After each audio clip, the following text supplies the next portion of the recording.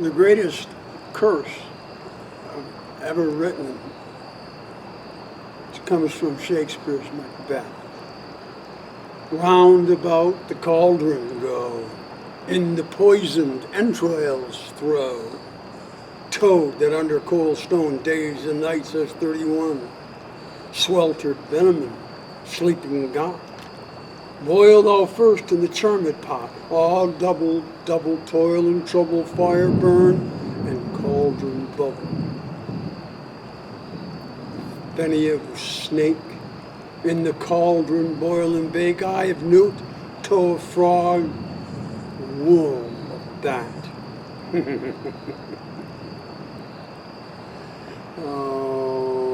Worms, blind worms sting, lizard's leg, owl's wing for a charm of powerful trouble, like a hell broth, boil and bubble, double, double doil and trouble, fire burn and cauldron bubble. Scale of dragon, tooth of witch, witch's mummy, maw and gulp of the raven salt ski shot. Root of hemlock digged in the dark, liver of the blaspheming Jew. Nose of the Turk and the Tartar's lips, finger of the birth strangled babe, delivered by a drab. Make the gruel thick and slab, add thereto a tiger's cauldron, for the ingredients of our cauldron. All double toil and trouble, fire burn and cauldron bubble, cool it with baboon blood, and then the charm is spoon and good. Oh, I love that one. So, you see, that's why I hang around with him. He has so much class. You know, I am a poet too. I love coffee, I love tea, I love the girls. The girls love me. And so that's how Pat and Tom have gone along for years. Today, Patrick has invited me to come on his show to talk about Halloween's past and Halloween's not so far away. Starting off with the past, Did you do that for this show? by the way, there's where they were. The three witches were on the Scottish moor in a thunderstorm, cold and wet. Yes. Reminds me of my mother-in-law who had no teeth. She had plates. And she'd come up to town in a black gown and a witch's hat and sit there over a cauldron with no teeth and scare the living bejeepers out of every kid that came up to our house for candy. Anyhow, back 4,000 years ago, who knows, the Celts of Ireland and Wales, England, some of the mainland of Europe, but they were celebrating their harvest ceremonies. And the witchery and the skullduggery of those is lost in time. But somehow they were amended by the Romans who conquered them and held them for 300-400 years. And then around I think 800, one of the Pope at the time decided to make this thing into not just a harvest party, but a remembrance for the martyrs. So that's how it all started. Then they added the day for the souls, remembrance of the souls. So you got 2 or 3 days of prayer and such. And just like Mardi Gras, on the front of it, something started up for partying, and that was Halloween. It too had kind of a strange start. That people were terrified that the booger man would come in the middle of the night on these auspicious nights of All Souls and All Martyrs Day and take their souls. So they'd dress up in costumes so that the devils couldn't see them. They'd also pay people to pray for them. And that's, according to some, is where the treats came into Halloween. The idea of I'm going to pray for you and you are going to give me something in return. So there was a thing called mummer's bread. Well, with the poverty at the time, I suppose anything was worthwhile. That kind of shifted around in bits and pieces until almost modern times, and then you were 1940. talking about the Irish bringing it to the States. Yeah, they were enduring the potato famine, and a whole bunch of Irish folks came to the United States in the 1840s. And when they came, they brought their traditions along with them. And one of the traditions was the fact of little people dancing around and worrying about the souls. And as the Irish do, they do things with fun. And so all of a sudden we started having a trick and treat as part of their heritage, and it spread. Americans liked it. They picked up on it, and they started wearing costumes. And we were talking about Halloween before we do the show, and one of the things I found is that Halloween is the second holiday for spending in America. Christmas beats it commercially, but it is second, and millions of dollars are spent every October for silly outfits and apples. And a quarter of the candy in the world is sold in the Halloween season. Oh, is that right, Pat? And what's the best one? Reese's peanut Yeah. butter cups. That's the highest rated one. For some reason, the chicken corn is not all that high. It's generally low. When they vote on it, they say they hate that the most, but they still buy it. Yeah. It's sold in tons. Well, there were people in our neighborhood when I was a little kid that had senses of humor and, took this well. Others closed their houses dark and went off to a restaurant for dinner to avoid these little rat packs floating around. And when I was young, there was just the gangs, just the kids in our neighborhood a block or two away. And Mrs. Hall, big Mrs. Hall, thought that she'd have the best of all Halloween tricks, and she put out a great big kettle with apple in it. And there in northern New York, an hour and a half or so north of Syracuse, October 31st was pretty darn cold, and you have your hands behind your back, bobbing, trying to get your teeth around the darn floating apple, ignoring, of course, the phlegm and the snot of the kid ahead of you or anything like that. You're chunking, trying for it. We thought that was one of the worst treats we'd ever had.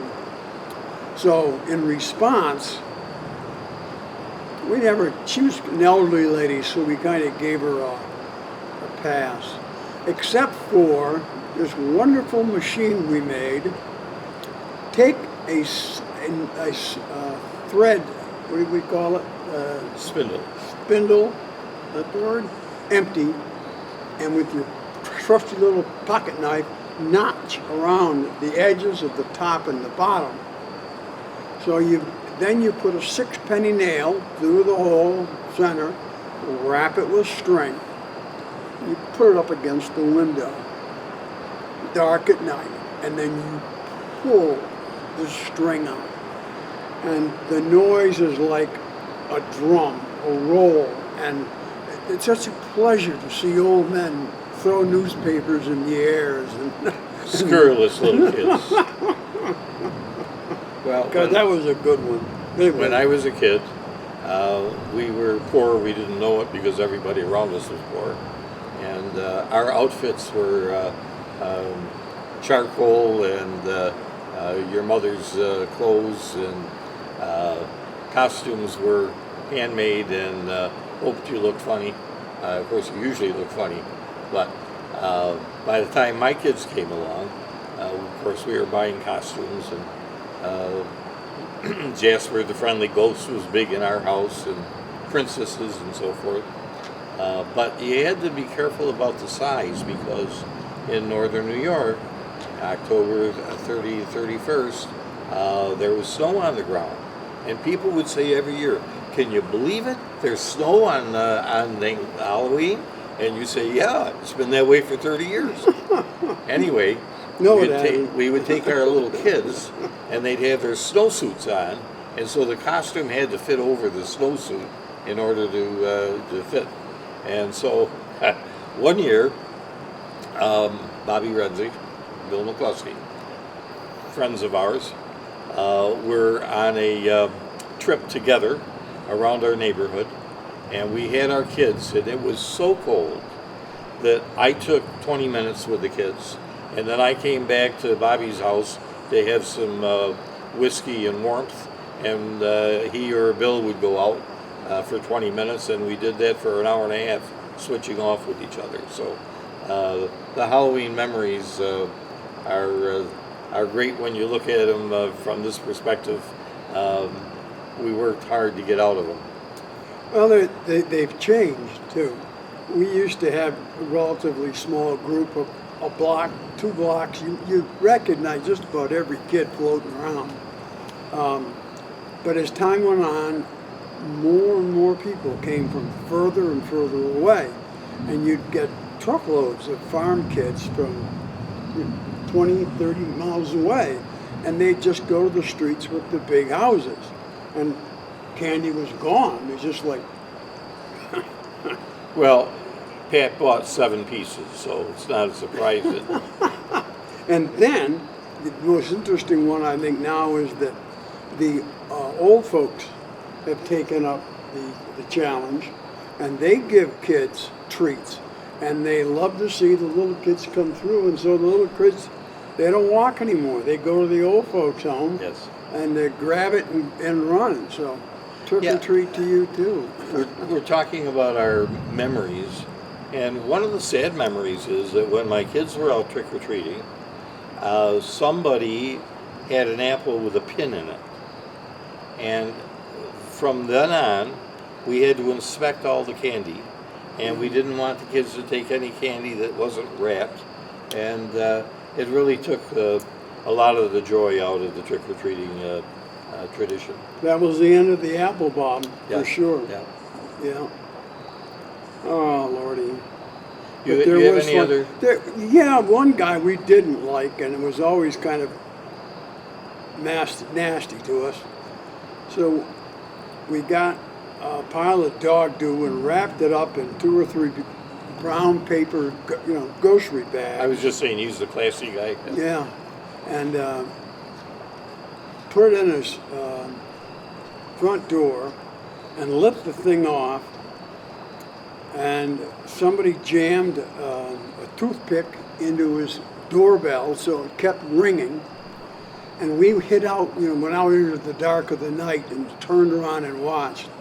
And old Matty came out the door and saw the fire and started jumping up and down, and all we could do is, we couldn't really see it, but from the distance we imagined great gouts of burning dog do spurting everywhere. We thought that was just about the height of it all. Simpler things though we do is 2 gangs of kids on this little road we lived on. You'd grab an imaginary rope and pull, like, tug of war, and cars would stop immediately, and they'd scream and stop because we had a rope across the road, and we'd run like crazy until the next traffic pattern came on. Oh well.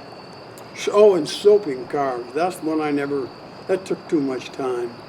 But if you remember, Popes, I bet you a lot of folks out there in Hawthorne remember soaping, where you took a good bad ivory soap, big bar, and you rub it against the driver's window.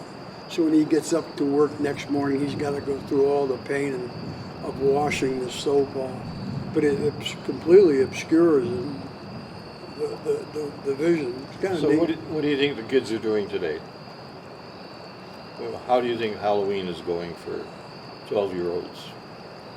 I think they're stuck in their video games. I do too. I think it's mothers that are, and maybe fathers. My son and his wife, they really do it up. They love to get their kids dressed up in costumes Yes. for northern holidays, and the kids enjoy it. But I think that it just seems there's a more sullen group wandering around Yes. saying "gimme" rather than "trick or treat." If you know what I mean.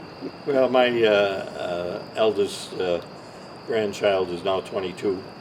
A decade ago, I have 14 of them, and many Halloweens they'd all be together, and they would party together, and they would dance together, and they would trick or treat together, and it was a great bonding experience.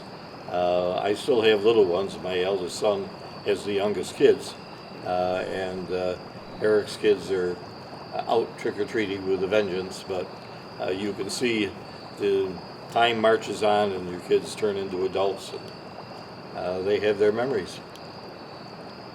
Well, I hope you enjoy the Halloween holidays here at Hawthorne. Yeah, look at, if you want any other poems read, we've got a million of them. Excuse me. So thank you very much. We, Thank you. we did some study on Halloween, and we expect that we're going to have, we're sitting right now, Patrick and I, in front of a green screen. This is the first green screen production for Hawthorne, and when we leave here, we're going to go see the background, and we're pretty excited about it. This is our first. I think we're going to have lots of fun with it. I hope you have lots of fun with it. And Other thing I like, I haven't got to worry about a microphone. We've got a good enough microphone now that we can just sit here and talk, and it'll pick us up clearly. Patrick, we That's have it a all. nice step. We have it all. Oh, we have it all. All right. So a happy we're going to Halloween. have some ugly picture superimposed This behind. man's going to show you in a minute. Well, all right then. Happy Halloween Thank you. and All Souls Day.